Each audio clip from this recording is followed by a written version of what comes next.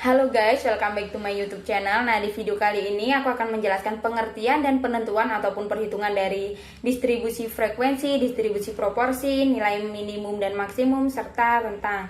Nah, sebelum kita lanjut, jangan lupa klik tombol like, komen, dan juga subscribe. Nah, pengertian dari distribusi frekuensi. Distribusi atau biasa disebut dengan distribution ini memiliki arti yaitu penyaluran, pembagian, ataupun pancaran. Sedangkan frekuensi ini memiliki arti kekerapan atau keseringan. Jadi, distribusi frekuensi ini merupakan kumpulan data dari frekuensi yang akan disajikan dalam bentuk tabel di mana data tersebut semula mentah dan akan disusun ke dalam kelompok-kelompok ataupun kelas-kelas dari data tersebut. Untuk menentukan perhitungan distribusi frekuensi ini akan ditentukan dengan menggunakan tabel distribusi yang dapat berisi susunan bahan-bahan atas dasar nilai dari variabel beserta frekuensinya. Nah, dalam tabel frekuensi ini saya mengambil contoh yaitu data tunggal, di mana merupakan salah satu jenis tabel yang di dalam tabel tersebut disajikan frekuensi dari angka dan angka tersebut tidak akan dikelompokkan. Misalnya pada tabel nilai matematika di SD 01. Nah, di sini ada tabel yang dapat kita lihat yaitu tabel yang belum diurutkan dan mungkin akan susah untuk memahaminya. Dan di sebelah sini ada tabel yang sudah saya urutkan yaitu seperti dari nilai tertinggi hingga nilai terendah. Nah, frekuensinya yaitu jumlah dari siswa yang mendapatkan nilai 8. Begitupun selanjutnya, lalu dari frekuensi tersebut dijumlahkan. Nah, hasilnya kan ada 50. Jadi, distribusi frekuensi dari nilai siswa SD negeri 01 ini yaitu ada 50 siswa.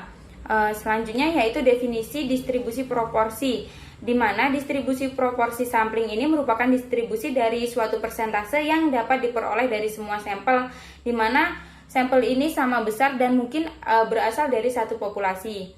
Dalam menentukan proporsi dalam populasi dapat ditentukan dengan P sama dengan X per N, sedangkan dalam proporsi dalam sampel dapat ditentukan dengan P sama dengan X per N.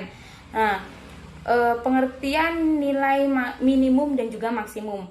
Di dalam ukuran distribusi frekuensi ini biasa disebut dengan nilai sentral karena umumnya nilai tersebut berada pada nilai tengah suatu distribusi ataupun data. Beberapa macam ukuran yang terkelompokkan dalam ukuran nilai sentral diantaranya seperti nilai Mayan, di mana nilai Mayan ini merupakan nilai rata-rata dari suatu data yang dikelompokkan ataupun nilai rata-rata dari dalam satu populasi ataupun dalam suatu sampel. Sedangkan nilai median ini merupakan nilai tengah dari suatu sekumpulan data yang sudah tersusun dari nilai terkecil hingga nilai terbesar dan begitupun sebaliknya.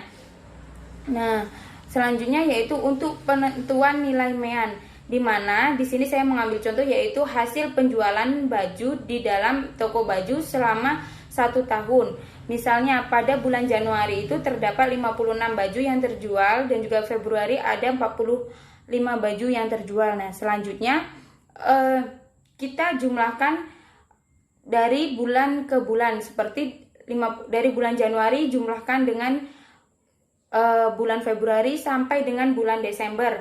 Nah, di sini yaitu selanjutnya akan dibagi menjadi 12 dan hasilnya yaitu 49,50. Jadi nilai rata-rata dari penjualan baju dalam sebulan ini yaitu 49,50. Nah, di mana untuk menentukan nilai median ini kita dapat menggunakan perhitungan dalam nilai median, di mana datanya yang kita kelompokkan harus dipilih lagi baik berdasarkan nilai ganjil ataupun nilai genap dan dapat juga diurutkan dari nilai yang terkecil hingga nilai yang terbesar. Nah, selanjutnya yaitu pengertian rentang. Rentang atau range ini merupakan suatu nilai di antara nilai terbesar dan terkecil dari serangkaian data. Nah, dalam menentukan nilai range ini dapat dicari dengan menggunakan cara nilai tertinggi dikurangi dengan nilai terendah dalam satu tabel. Untuk menentukannya dapat dicari terlebih dahulu nilai tertinggi dan terendah dalam suatu tabel tersebut. Nah, di sini yaitu ada tabel dari nilai tertinggi yaitu ada 117 sampai dengan 50. Dan di sini juga ada tabelnya. Tabelnya kan tidak berurutan dan tidak tidak mudah untuk dipahami, jadi kita urutkan terlebih dahulu untuk memudahkan kita menentukan nilai tertinggi dan terendah. Setelah kita temukan nilai tertinggi dan rendah, dalam tabel ini nilai tertingginya yaitu ada 117 dan nilai terendahnya yaitu 50, maka 117 dikurang 50, maka hasilnya yaitu 57. Jadi nilai rank dari tabel tersebut yaitu 57. Mungkin itu saja yang dapat saya sampaikan.